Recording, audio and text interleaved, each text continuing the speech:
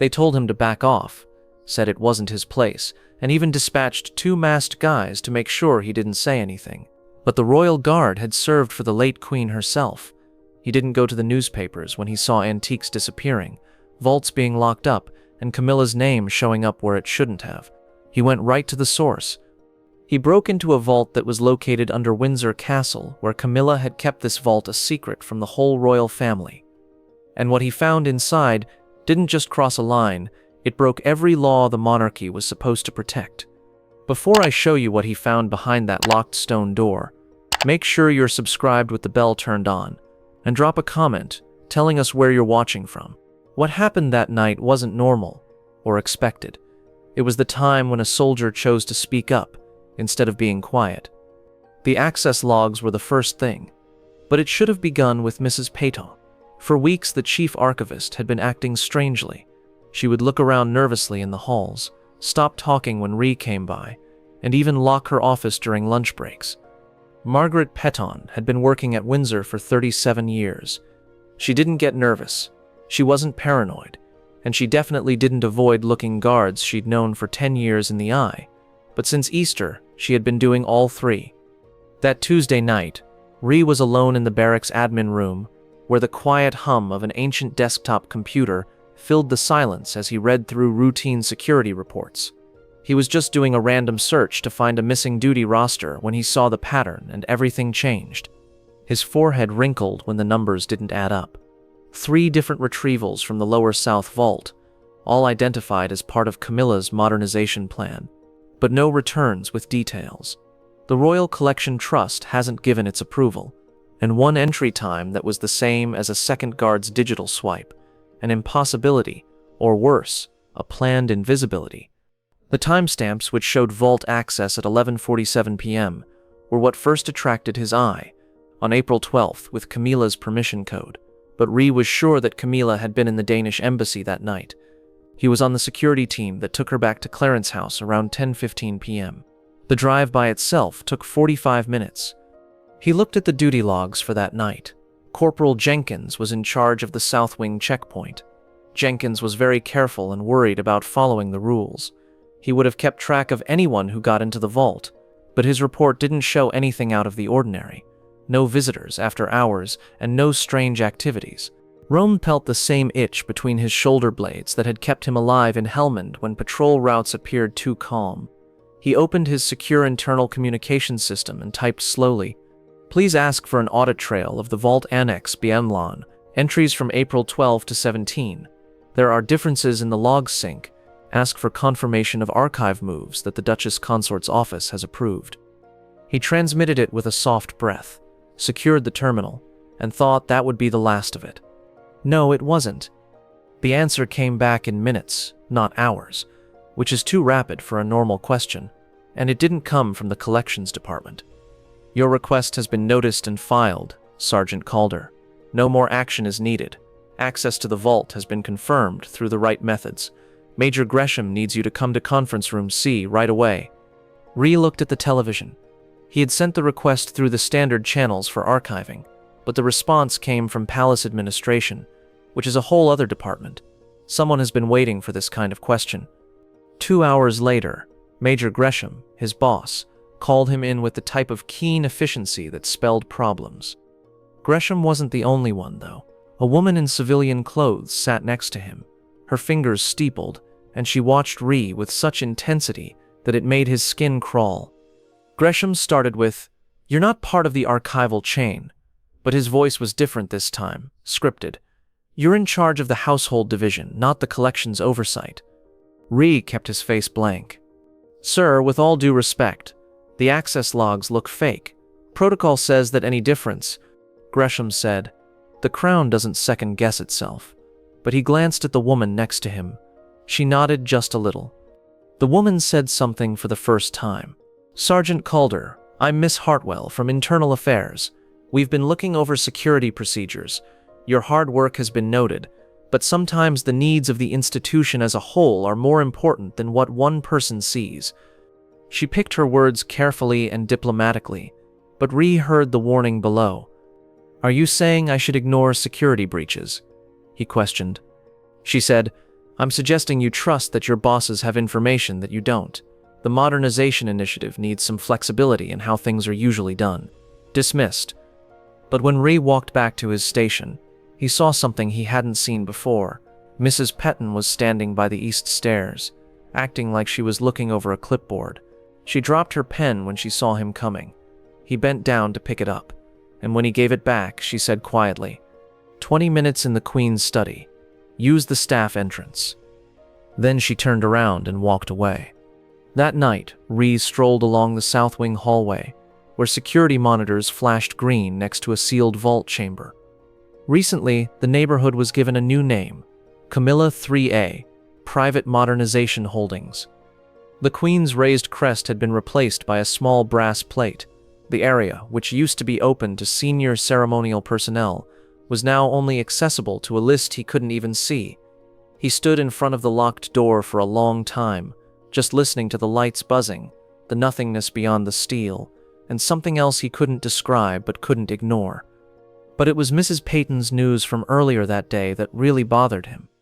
Since the Queen died, no one had touched her private study. Every book, every letter opener, and every fountain pen were still where she had left them. It was meant to be locked up until the official inspection of the archives, but Mrs. Petton had a key. Of course she did. For more than 20 years, she had been in charge of the Queen's private letters. She left instructions, Mrs. Petton said quietly as she pulled a manila envelope out from behind a first edition Churchill biography. Specific instructions for you. The envelope had Ree's name written in the Queen's unique style, but it was sealed with something other than wax. There was a small metal disc in the seal. It was the same royal cipher he had seen on official papers, but it was smaller and more intimate. She said you'd know when to open it. Mrs. Peyton remarked again, looking nervously at the door, but she also said that if anyone ever tried to change her legacy, you would be the one who really understood what that meant. Without opening it, Ree put the envelope inside his jacket. Not yet. But Mrs. Petton had more to say to him. The vault access you're looking into isn't just strange, it's planned. I've been keeping an eye on it for months, but I didn't know who to trust. Things go missing, and then show up again with different paperwork. Provenance records are changed, and it's always under the modernization directive. She handed him a ledger, which was her own private documents that were maintained distinct from the official archive. There were pages and pages of mistakes, like things sent away for conservation assessment that never came back, and pieces moved to climate-controlled storage at places that weren't included in the official registry. She pointed to an entry from 3 weeks ago and stated, "The pendant you asked about in your access request. That piece is Princess Charlotte's inheritance. The Queen set it aside just for her 18th birthday. But because of the new system, it's been taken out of circulation for cultural review." Mrs. Petton's hands shook as she put the ledger away. "I think they're selling them, Sergeant. Parts of the Crown Estate, in secret, through private channels, and they're using the modernization initiative to hide the paper trail. If it was stealing, it wasn't messy. It was quite careful, and it was safe because of bureaucracy, which is the strongest protection there is." But something ancient and steady started to stir in his chest, like the feeling he experienced when he was on patrol in Afghanistan. And something didn't smell right. You didn't lift your gun right away. You watched and waited, and when the time was right, you moved. The fallout came sooner than he thought it would. It was officially called a performance review. There was no schedule, no clear instructions, and no paper trail.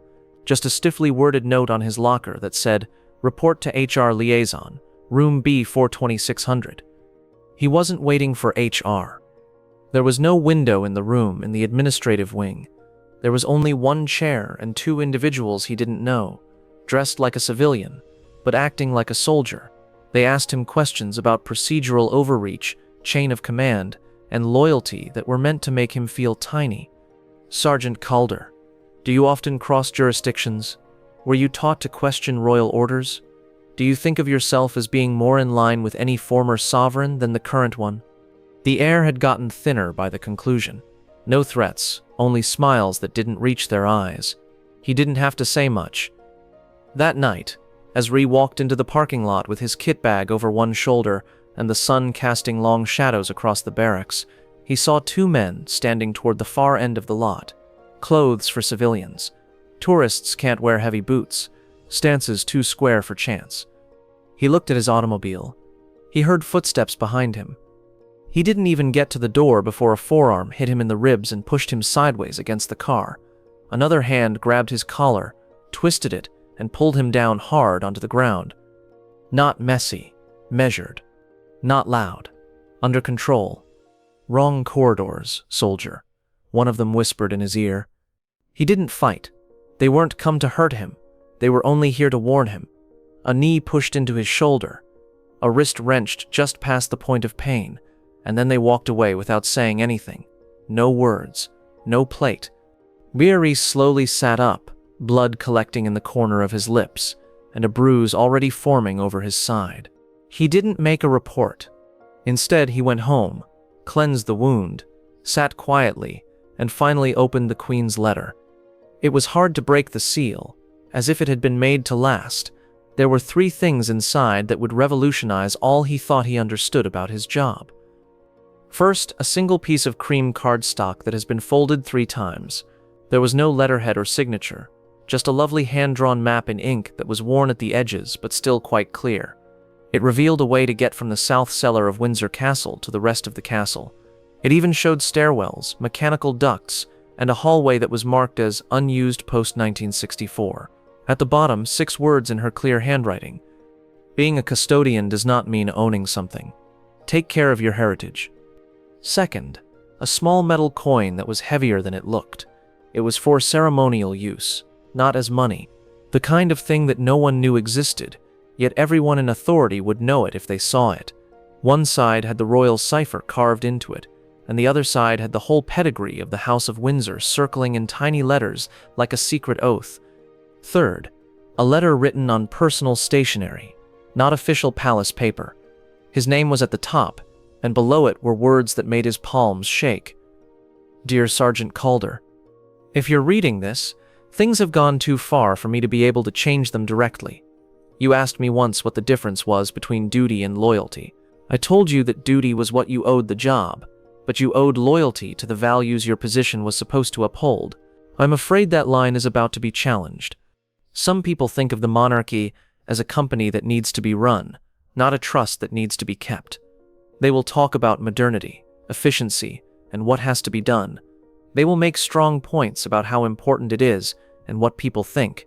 They might even be right about some things, but they will be wrong about the most important things. The things I've given you to keep safe, some you know about and some you don't, aren't treasures in the usual way. They are memories. They are pledges to future generations. They are what makes heritage different from just property. The map will show you where I've put the most important things. People that need to be convinced will see the coin as proof of your power, but neither of those will tell you when to do something. I leave that decision up to you. You've always been my watcher, but if you got this letter, it's time to stop watching and start saving. Listen to your gut. Believe in Mrs. Petton. She knows more than she says, and don't forget that the people who think they're protecting the same thing you are, but in a different way, can be the most dangerous foes. The crown is the property of the country, but history owns the essence of the monarchy. Don't allow them mix the two up. With all my trust and thanks, Elizabeth R. P.S.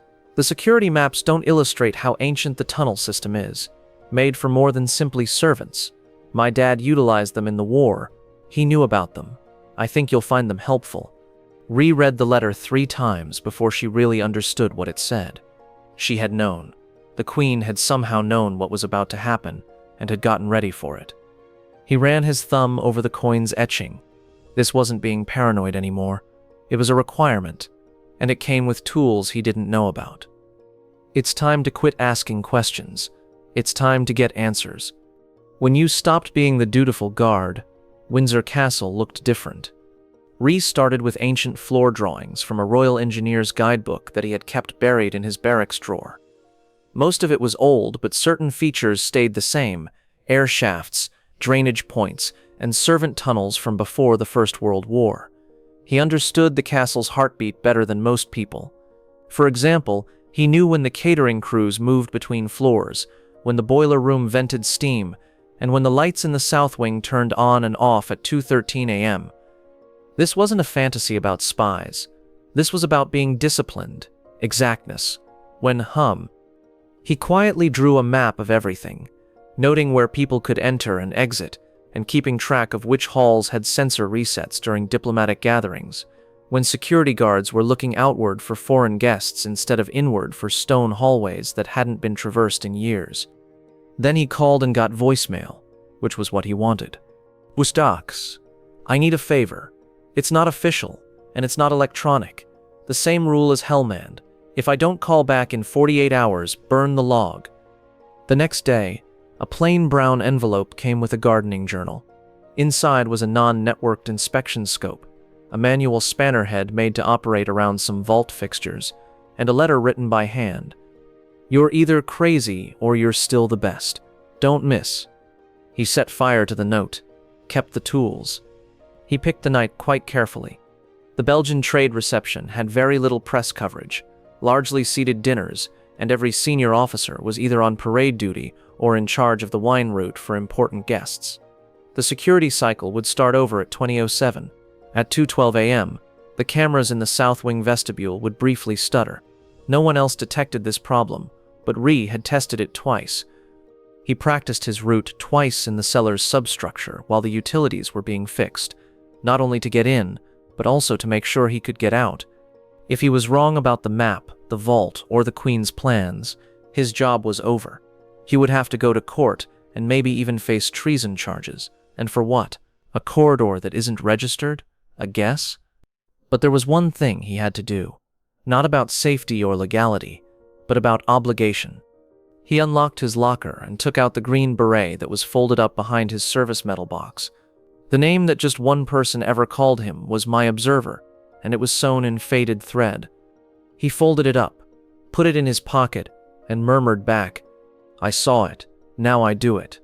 Not even at 2 in the morning was the castle ever really quiet. The pipes made a noise, the stone moved, a draft whistled like a ghost moving between centuries in the top galleries.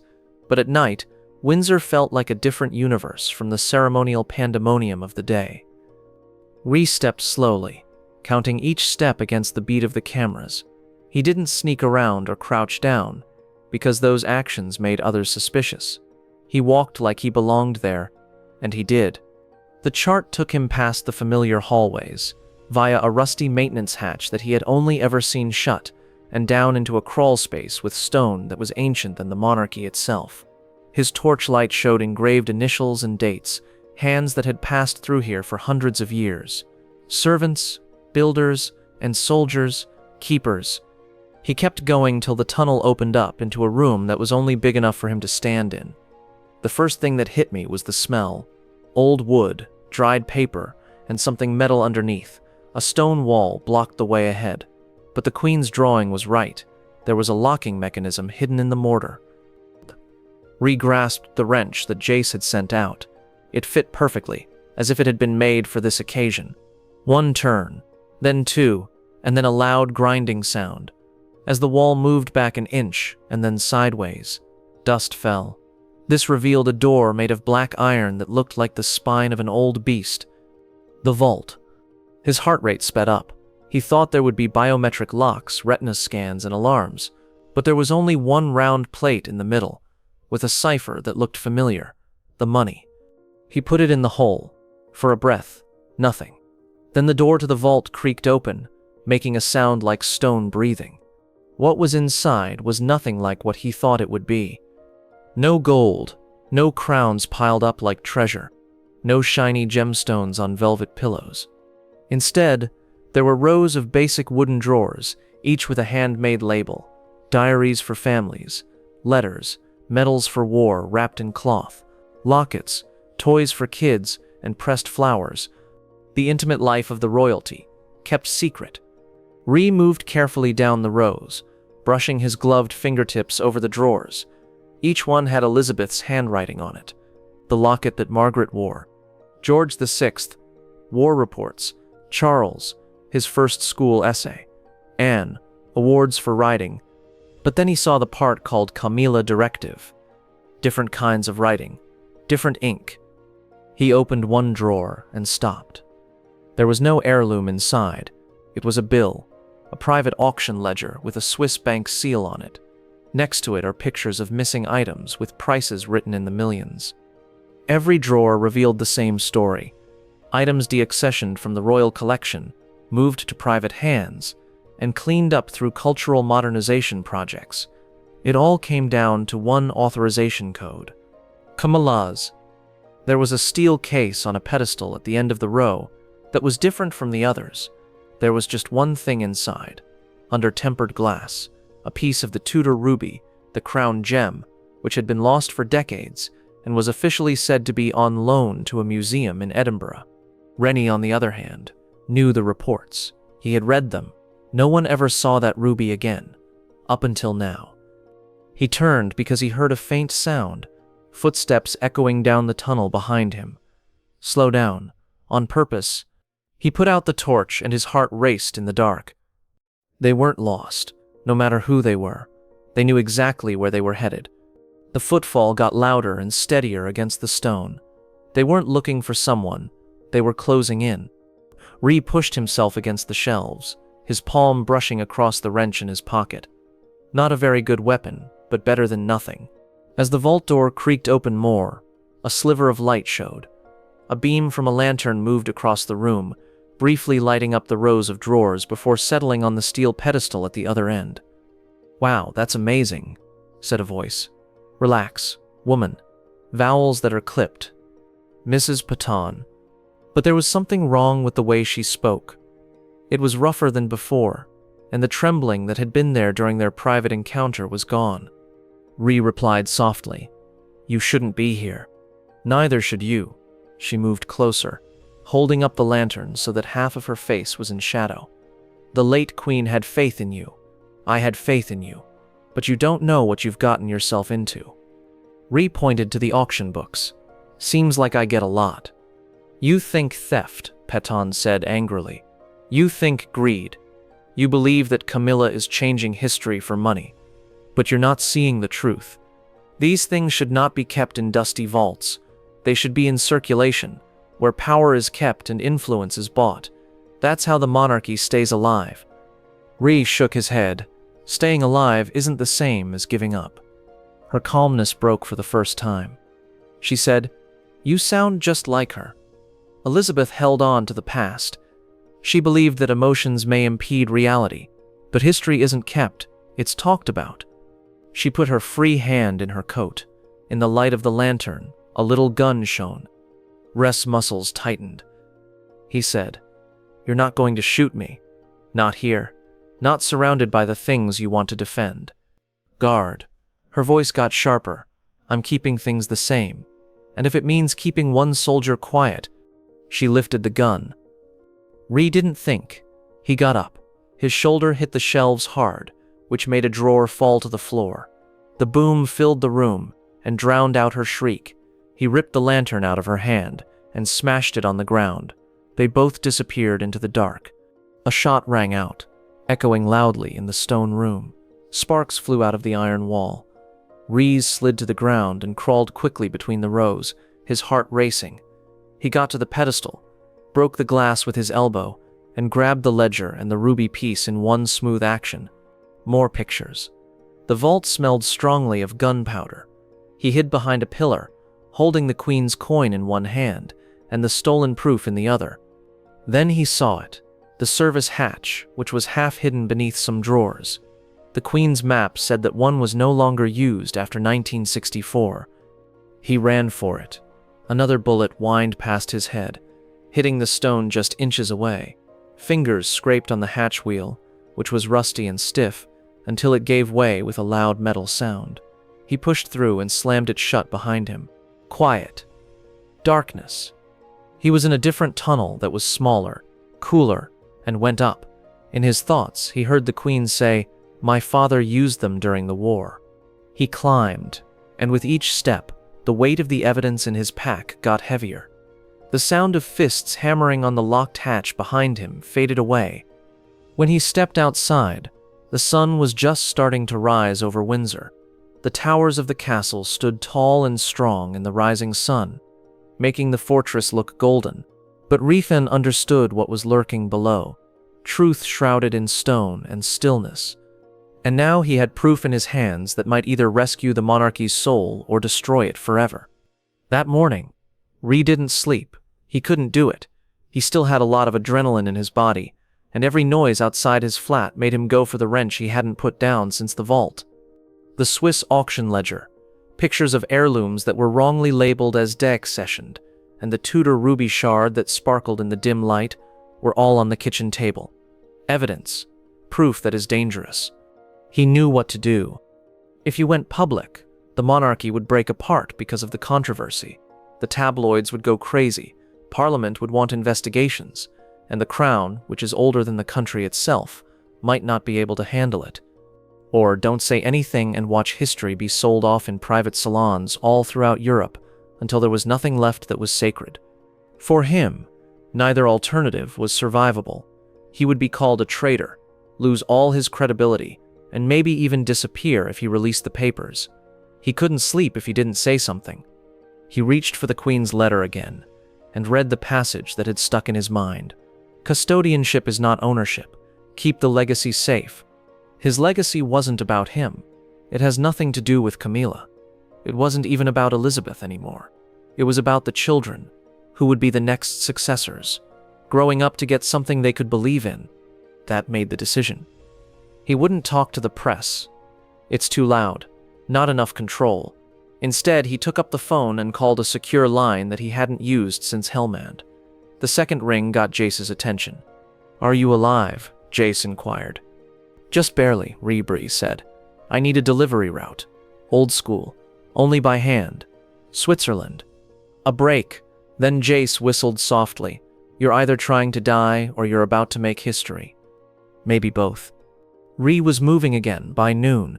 The ledger was broken into 3 parts, each sealed in wax and covered with harmless things like gardening brochures, parish records, and even an old Beano cartoon. He kept the piece of ruby nearby, hidden in the lining of his boot. Too important and too much of a symbol to lose. But when he walked out of the barracks, he saw the same 2 men who had attacked him before. Coats for civilians, military stance, looking, waiting. This time, Ree didn't move. He strolled right by them with his shoulders set, as if he was challenging them to do something. They didn't, not yet. Things had changed in the game. It wasn't about scaring people anymore. It was about keeping everything in check. There were already written orders somewhere. His name was probably written in crimson.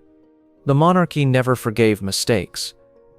As Ree got on the train out of Windsor, the morning sun shining on the glass and the countryside rolling by, he finally got it. The Queen had trusted him with more than just secrets. She had given him a war. The train took him from Windsor to the countryside, where he would be unknown. But Ree knew better than to believe in distance. The monarchy's power went beyond castles and soldiers. It even reached airports, embassies, and friendly intelligence networks. They would locate him if they wanted him to quit. That's why he chose Jace. 3 delivery people. They were all ghosts in the system, not professionals. An elderly doctor who rode his bike between London and Zurich once a month to deliver packages. A theology student who has 2 passports. A freelance climber who went from one base camp to another without asking questions. Each would take a third of the ledger and not know that the others were there. It was old-fashioned tradecraft that succeeded because it was boring. There were no encrypted emails, no marked bank transfers, and no identities put down. Only paper, ink, and trust.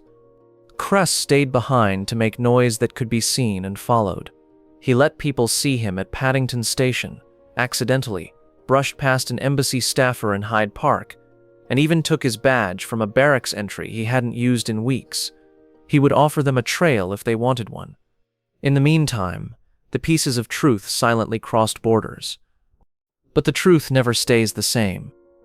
Rehi got an unexpected burner call by the time the second courier got to Geneva.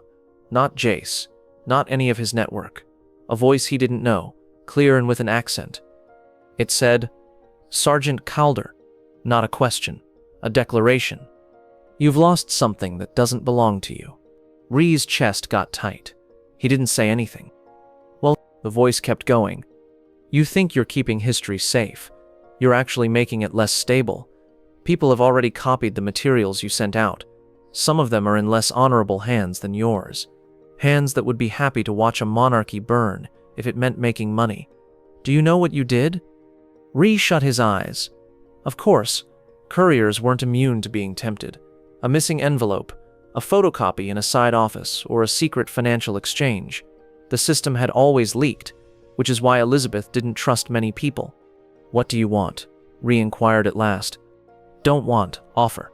Sergeant, we can still handle this, but only if you give back what you haven't already given away. The red stone, the proof. You might even get to keep your commission if you deliver it. The line went silent. Rhee sat in the shade of a London tavern, his phone still warm in his fingers. He had done everything right. He had compartmentalized, regulated, and followed the last order. But the truth was already out, leaking through holes he couldn't seal. He felt it for the first time since Helmond, the chilling knowledge that no matter what he did next, someone else had already thought of it. This was no longer about staying alive. It was about who would write the books on history. And Rhee had just become one of the authors, for better or for worse. The first wave hit Hong Kong. For less than 6 hours, an auctioneer's catalog was online before it was taken down. However, collectors saw an entry that shouldn't have been there. A sapphire pendant with a child-sized clasp and Windsor etching came with comments about its history that were too imprecise to be true. The second ripple came from Paris. A reporter for Le Monde said that an unknown source had shown them scans of private Windsor correspondences. Letters from Elizabeth to her kids that haven't been archived and have a stamp on them that says, "Do not catalog." The piece didn't get published, but the gossip in the workplace made its way to forums that are known for spreading rumors about European elites. There was no stopping it by the third ripple. Geneva police stopped a courier at the train station who was just carrying a damaged packet full of photocopies. Inside were receipts for liquidation orders that Camila had signed with her code. 3 intelligence agencies, 1 friendly and 2 not, had a PDF in their hands within 12 hours. Warren knew because the hunters acted differently. The men behind him weren't merely palace workers anymore. Their accents had Moscow vowels, Washington cadence, and Riyadh silk. The scandal involving the monarchy had become a global currency, and everyone wanted a piece of it. He walked the same way he had in Helmond, staying out of sight, avoiding known routes, and picking the best seats at cafes for their views. But even discipline couldn't stop what was going to happen. A man in a fitted suit sat down next to him on a bench on a wet street in Zurich. There was no introduction, simply a folded piece of paper placed into Rhee's hand. There was only one typed sentence inside, and it was not personal. The Americans will keep you safe. The Crown won't. Pick. Rhee let the paper burn in a coffee cup. He wasn't stupid. He knew that offers like that came with chains that were tighter than prison. Jace eventually broke the radio silence that night. Jace mumbled through the static. They don't want the papers anymore. They're coming for you. Rhee, see, you're the source. The story has a heartbeat as long as you breathe. Rhee didn't say anything, because Jace was correct. The monarchs might bury ledgers, burn receipts, and lock up vaults, but it couldn't get rid of the soldier who had peered inside. That made him the most deadly thing of all. Rhee thought the vault was the last level. He was wrong. He had found something in the dark world of private collectors that wasn't scandalous. It was a chance.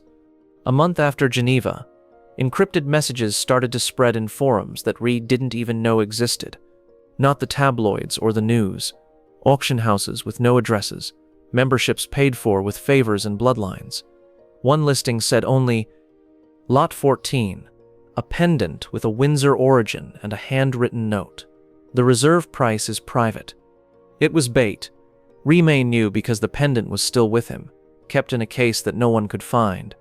This meant that someone was already selling ghosts, pictures of receipts, scans of letters, and pledges of ownership that were based on nothing but stolen papers. But collectors didn't mind. Authenticity was up for discussion. Price wasn't. Governments became involved within days. The Saudis asked questions through secret channels. The French wanted heritage transparency, and Washington offered protective asylum. Both sides said they had good reasons, but Rhee saw through it. They didn't desire heritage. Leverage was... And then the invite came, delivered by hand in Zurich, sealed with black wax, with no return address. Inside, a date, time, and coordinates. 7 words below it made him stop breathing. Witness needed. Proof or death. Bring Caligula. It wasn't a request. It was a call. When Rhee showed Jace, he didn't hold back. It's an auction for black people. They want you to be on stage. You are the certificate, Rhee. The living history. Rhee leaned against the stone wall of the safe house, holding an envelope in his palm. He had spent his whole life standing watch, quiet and unseen. Now they wanted to show him off under chandeliers, and the guard became an exhibit. But he also knew that they would auction anyway, even if he didn't go. And without him, the lies would win. So he made his decision. Not as a soldier, not as a messenger, but it was the one thing the Queen had said about him before any of this started. Her watcher. The hall was huge, and the crystal chandeliers projected broken light over tables covered in velvet. Masks covered faces, and accents clashed like a babble of power. Each bidder had a phone, a ledger, and an envelope that was sealed. The real prize, though, wasn't the things. It was the man standing quietly in the corner of the room and watching. Rhee stepped forward so that everyone could see her. He only had the small velvet purse with Charlotte's jewelry and a thin envelope with the Swiss ledger in it. The chamber whispered. Lights in chandeliers turned on and off. The auctioneer, who was wearing a mask, hit the gavel. Lot 14, provenance confirmed by witness. He pointed to Rhee. Eyes narrowed. Hands twitched for briefcases and drives that were encrypted. But Rhee's calmness showed that she was sure. He lifted the purse made of velvet. Stop. His voice cut through the noise. There was silence. You can't sell the crown jewels, the confidential letters, or the heirlooms you're bidding on. Nor in a legal way, nor in an ethical way, and definitely not in a historical way. Being a custodian does not mean you own something. Protect legacy. He took the ledger out of the packet, opened it up, and put it on the main table. There were pictures, receipts, and papers all over the place. Everyone who bid froze. There was no doubt about the proof. You have a choice, Rhee said next. Leave with your conscience, or keep going, and history will hold you accountable. A single pulse of stress spread through the room. Then, virtually at the same time, the phones went dark. The airflow in the hall changed. Agents, armed and in plain clothing, moved through side exits to keep things from getting out of hand. In just a few minutes, all of the illegal items were found. The ledger, the velvet purse, and even things that had previously been moved to shell firms were all flagged, taken, or sent back. The auction was over before it ever started. Rat took a step back, her heart racing, but her head clear. He had kept more than just paper and gems safe. He had kept confidence. Custodianship had won. Outside, the sun was just starting to rise over Zurich. There weren't many people on the streets. Jace showed there, looking as cool as ever.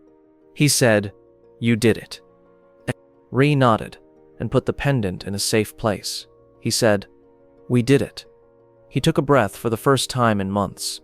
The weight of millennia had been moved, slowly and on purpose, from greed to history. And someplace far away, it looked like the Queen's soul sighed in agreement. Rhee would come back to Windsor, not as a shadow or an invisible guard, but as a witness, a janitor, someone who watches. History was safe, for now. He stepped into the early light. The streets were quiet. The evidence was safe, and the world was still revolving, but it was a little more honest than it had been before.